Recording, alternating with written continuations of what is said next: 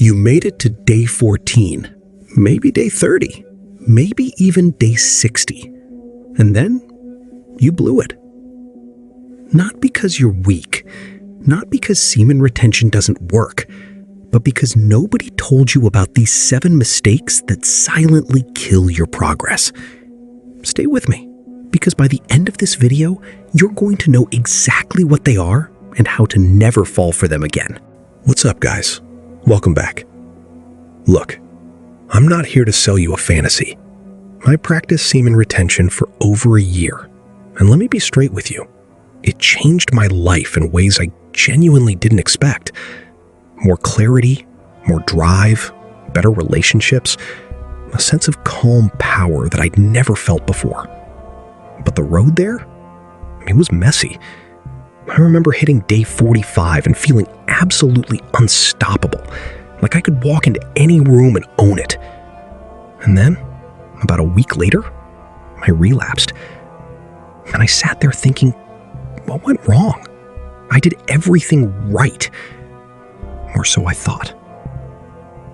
The truth is, I was making mistakes I didn't even know were mistakes. And I've seen hundreds of guys in this community make the exact same ones. So today, I'm breaking down the 7 mistakes that destroy your semen retention progress. Mistakes I made, mistakes I've watched others make, and more importantly, what to do instead. Let's get into it.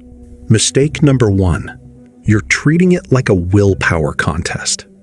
This is the big one, and it's where most guys go wrong right out of the gate.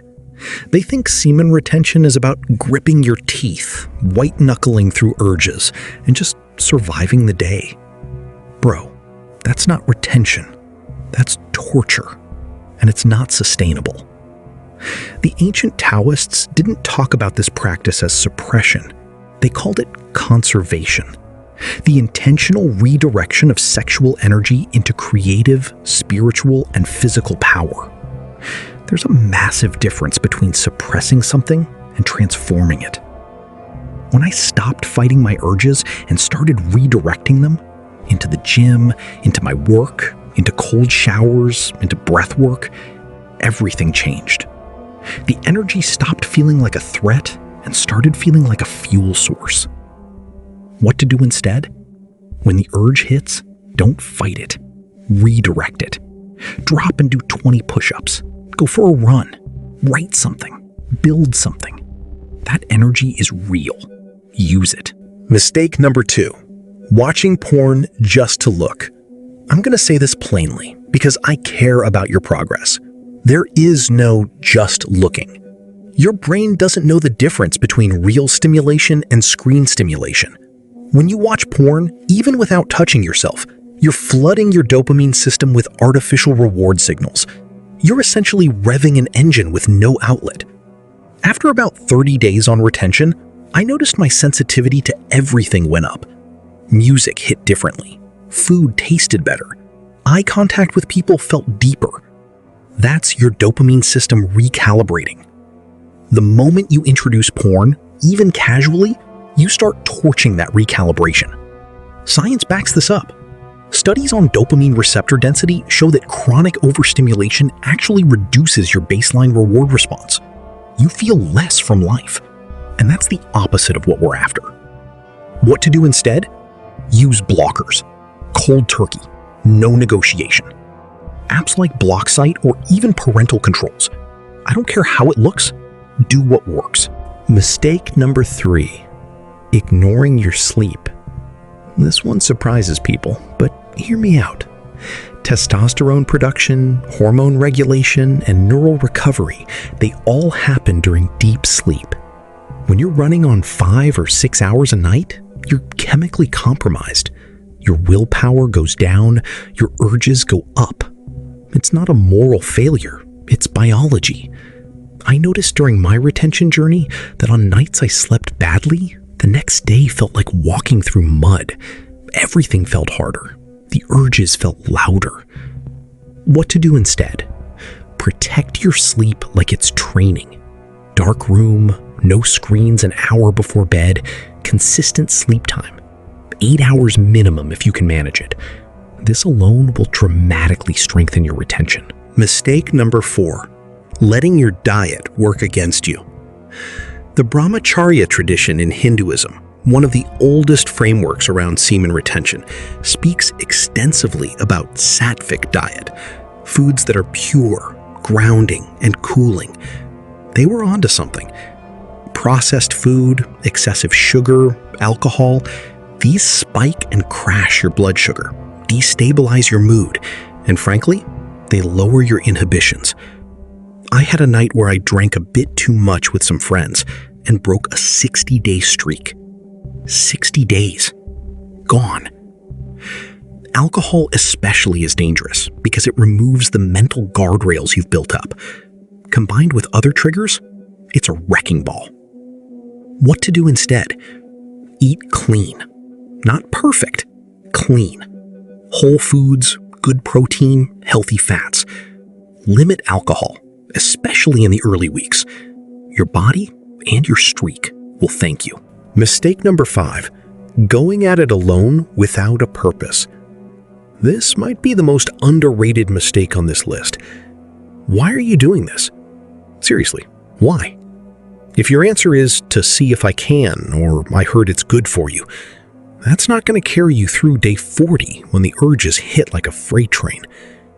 The guys who succeed long-term in retention always have a why that's bigger than the practice itself. A business they're building, a physical goal, a spiritual path, a relationship they're transforming, something they're working toward that makes the sacrifice feel meaningful. Taoism talks about this constantly. Energy follows intention. Without clear intention, the energy has nowhere to go and it turns back in on itself. What to do instead? Write down your why right now. Literally, pause this video and write it down. Then put it somewhere you'll see it every day.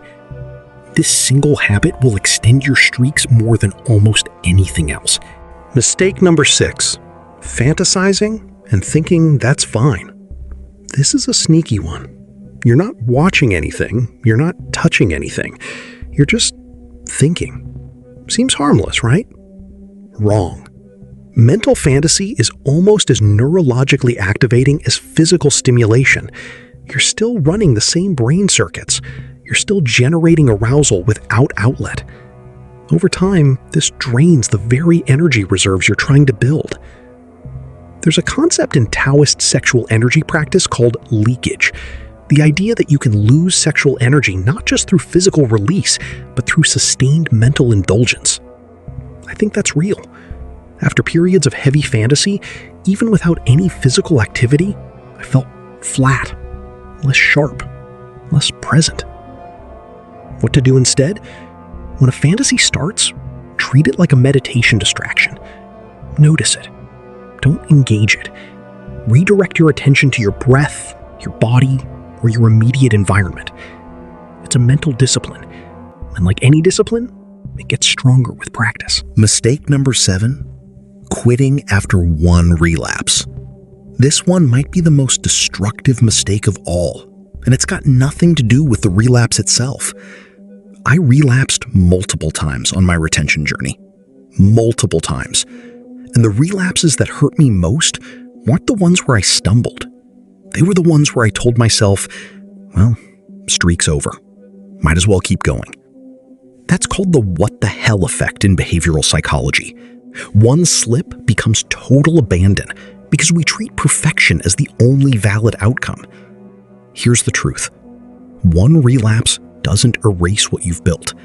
The neural pathways you've strengthened, the discipline you've developed, the energy shifts you've experienced, they don't vanish in one moment. You don't go back to 0. You go back to 1. And 1 is all you need. What to do instead? The moment after a relapse, close the loop. Don't spiral. Don't shame yourself. Ask, what triggered this? Write it down. Learn from it. Then start again with more information than you had before. Let me be real with you for a second, because I think the internet sugarcoats this stuff too much. Semen retention is not a magic pill. It's not going to fix a broken mindset overnight. It's not going to replace therapy, real relationships, hard work, or self-discipline in other areas of life. What it is, when done right, is a powerful amplifier. It takes whatever you're already putting into life and turns up the volume. If you're working hard, it makes that work sharper. If you're training, it makes that training more intense. If you're building something, it gives you the focus to build it faster. But if you're sitting on your couch, waiting for the energy to do something with itself, it's going to turn into frustration, anger, or relapse. The practice demands that you meet it halfway. Are you ready to do that? Real quick, let's lock these in. 1. Redirect. Don't suppress. Use the energy. 2. Cut porn completely. No gray areas. 3. Protect your sleep like it's sacred. 4. Eat clean, especially early in your journey. 5. Know your why. Write it down. 6. Stop fantasizing. Practice mental redirection. 7. If you relapse, start again immediately. No spiraling. Simple. Not always easy, but simple. Look, the men who walked this path before us, whether they were Taoist monks, Indian brahmacharis, or elite athletes who practiced sexual abstinence before competition, they all understood something that most modern men have completely forgotten. Your sexual energy is your life force. It is you, concentrated. And what you do with it, how you conserve it, direct it, and build with it, determines the kind of man you become. You don't have to be perfect. You just have to keep choosing, day after day, to be intentional with the most powerful energy you carry. That's what this practice is really about. Not streaks, not numbers. Becoming the man you know you're capable of being. All right. If this video hit home for you, do me a solid and hit that like button. It genuinely helps this channel reach more men who need to hear this. Drop a comment below. Tell me your current streak or the biggest mistake from this list that you've been making. I read every single one. Subscribe if you're not already, because we go deep on this stuff every week. And check the pinned comment. I've left something there for you that'll help you on this journey. Stay strong. I'll see you in the next one.